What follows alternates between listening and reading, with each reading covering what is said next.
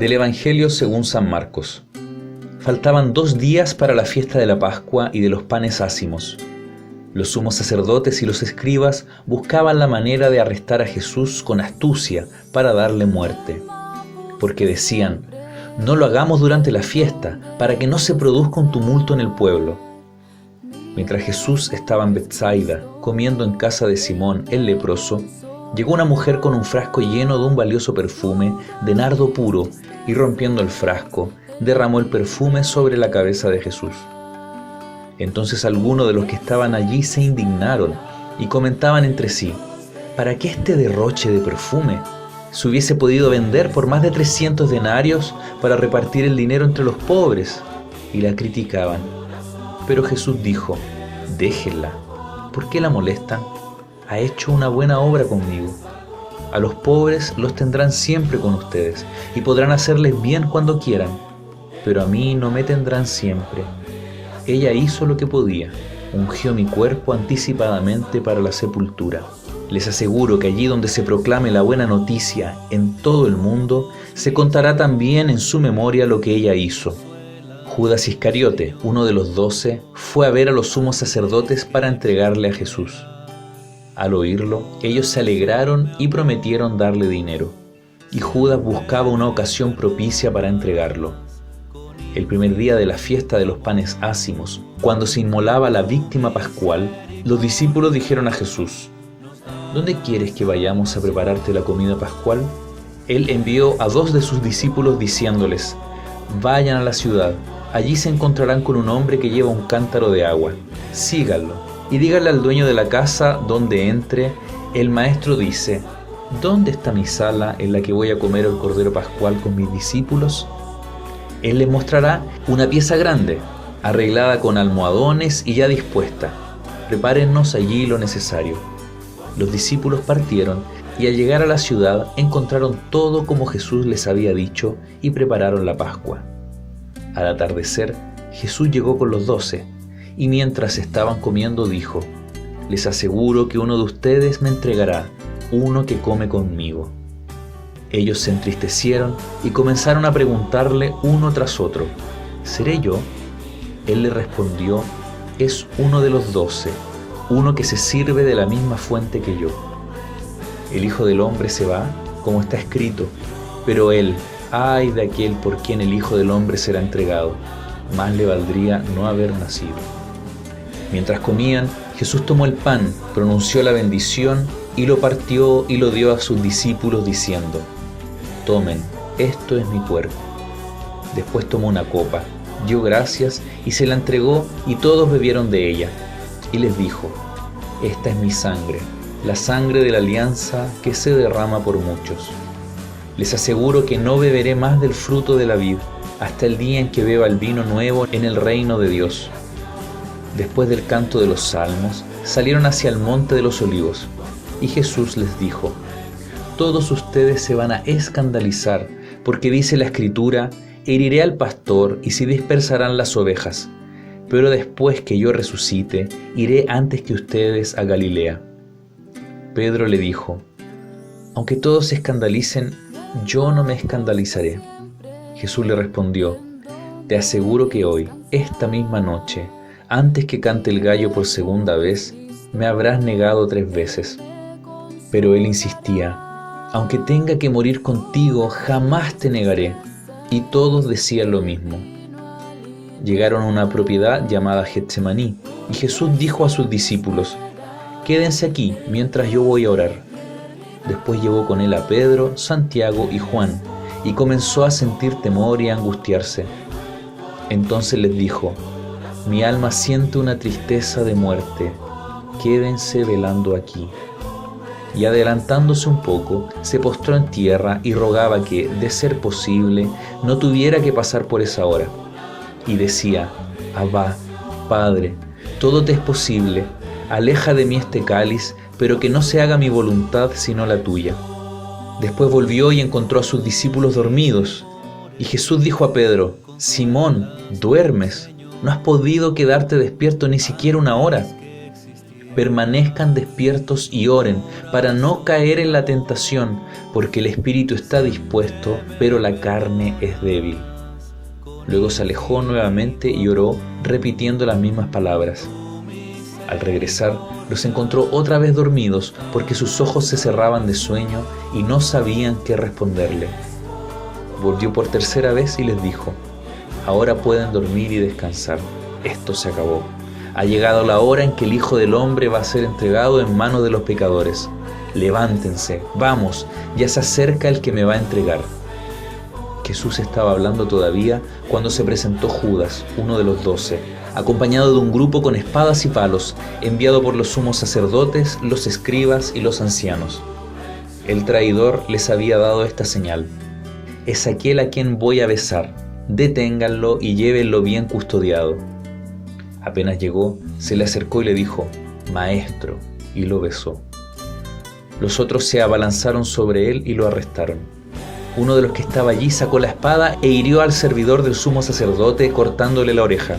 Jesús les dijo: como si fuera un bandido, han salido a arrestarme con espadas y palos. Todos los días estaba entre ustedes enseñando en el templo y no me arrestaron, pero esto sucede para que se cumplan las Escrituras. Entonces todos lo abandonaron y huyeron. Lo seguía un joven envuelto solamente con una sábana y lo sujetaron, pero él, dejando la sábana, se escapó desnudo. Llevaron a Jesús ante el sumo sacerdote y allí se reunieron todos los sumos sacerdotes, los ancianos y los escribas. Pedro lo había seguido de lejos hasta el interior del palacio del sumo sacerdote y estaba sentado con los servidores calentándose junto al fuego. Los sumos sacerdotes y todo el Sanedrín buscaban un testimonio contra Jesús para poder condenarlo a muerte, pero no le encontraban. Porque se presentaron muchos con falsas acusaciones contra él, pero su testimonio no concordaban. Algunos declaraban falsamente contra Jesús: nosotros lo hemos oído decir, yo destruiré este templo hecho por la mano del hombre, y en 3 días volveré a construir otro que no será hecho por la mano del hombre. Pero tampoco en esto concordaban sus declaraciones. El sumo sacerdote, poniéndose de pie en la asamblea, interrogó a Jesús: ¿no respondes nada a lo que estos atestiguan contra ti? Él permanecía en silencio y no respondía nada. El sumo sacerdote lo interrogó nuevamente: ¿eres el Mesías, el Hijo de Dios bendito? Jesús respondió: sí, yo lo soy. Y ustedes verán al Hijo del Hombre sentarse a la derecha del Todopoderoso y venir entre las nubes del cielo. Entonces el sumo sacerdote rasgó sus vestiduras y exclamó: ¿qué necesidad tenemos ya de testigos? Ustedes acaban de oír la blasfemia. ¿Qué les parece? Y todos sentenciaron que merecía la muerte. Después, algunos comenzaron a escupirlo y tapándole el rostro lo golpeaban, mientras le decían: profetiza. Y también los servidores le daban bofetadas. Mientras Pedro estaba abajo en el patio, llegó una de las sirvientas del sumo sacerdote, y al ver a Pedro junto al fuego, lo miró fijamente y le dijo: ¿tú también estabas con Jesús el Nazareno? Él lo negó, diciendo: no sé nada, no entiendo de qué estás hablando. Luego salió al vestíbulo.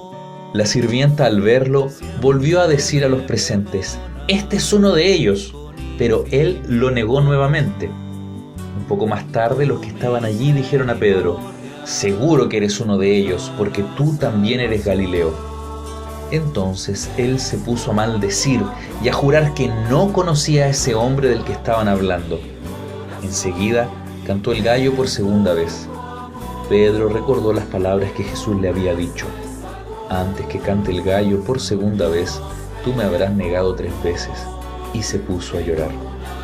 En cuanto amaneció, los sumos sacerdotes se reunieron en consejo con los ancianos, los escribas y todo el Sanedrín, y luego de atar a Jesús, lo llevaron y lo entregaron a Pilato.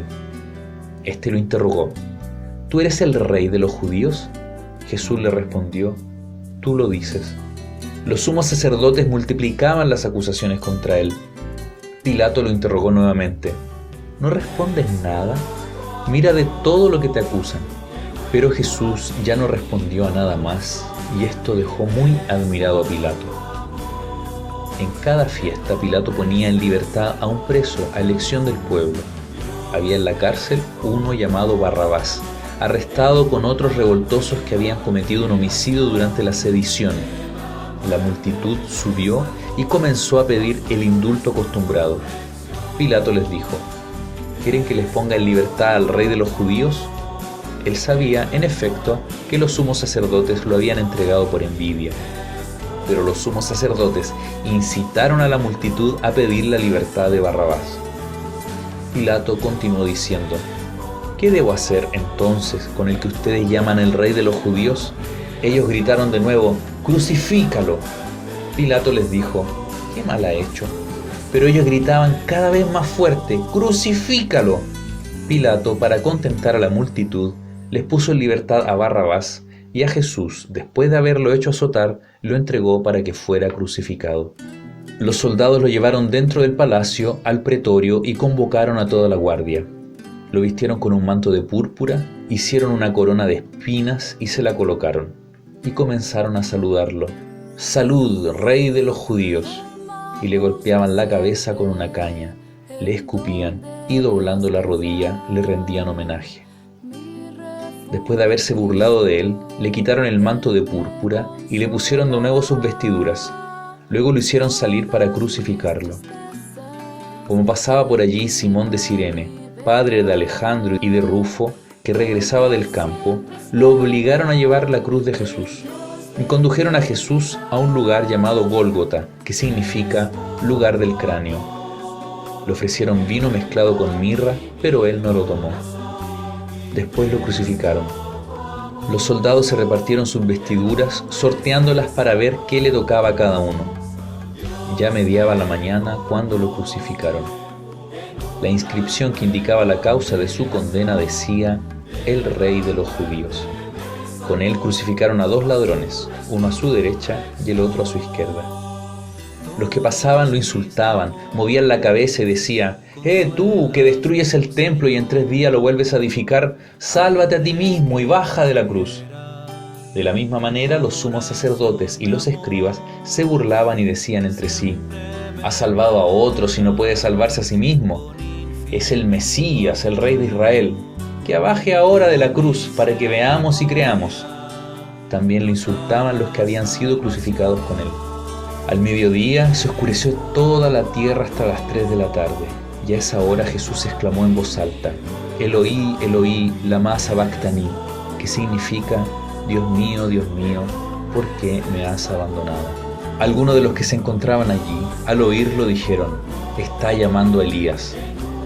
Uno corrió a mojar una esponja en vinagre y poniéndola en la punta de una caña le dio de beber diciendo: vamos a ver si Elías viene a bajarlo. Entonces Jesús, dando un gran grito, expiró.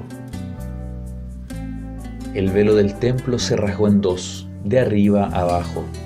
Al verlo expirar así, el centurión que estaba frente a él exclamó: verdaderamente este hombre era hijo de Dios. Había también allí algunas mujeres que miraban de lejos. Entre ellas estaba María Magdalena, María la madre de Santiago el menor y de José y Salomé, que seguían a Jesús y lo habían servido cuando estaba en Galilea, y muchas otras que habían subido con él a Jerusalén. Era día de preparación, es decir, víspera de sábado.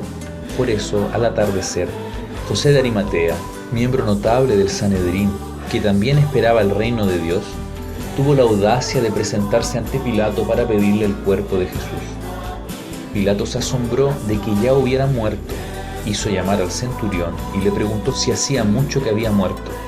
Informado por el centurión, entregó el cadáver a José. Este compró una sábana, bajó el cuerpo de Jesús, lo envolvió en ella y lo depositó en un sepulcro cavado en la roca. Después hizo rodar una piedra a la entrada del sepulcro. María Magdalena y María, la madre de José, miraban dónde lo habían puesto. Iniciamos la Semana Santa con la celebración de la entrada triunfante de Cristo en Jerusalén. Nos hemos preparado para vivir este tiempo con intensidad, silenciando el corazón en oración. Esa escucha activa nos invita a escuchar la voz de Dios, un oído abierto y un corazón dispuesto para atender el mensaje que trae la celebración de la pasión del Señor. Dios te salve María, llena eres de gracia, el Señor es contigo, bendita eres entre todas las mujeres y bendito es el fruto de tu vientre Jesús. Santa María, Madre de Dios, ruega por nosotros pecadores, ahora y en la hora de nuestra muerte. Amén. Que Dios nos bendiga.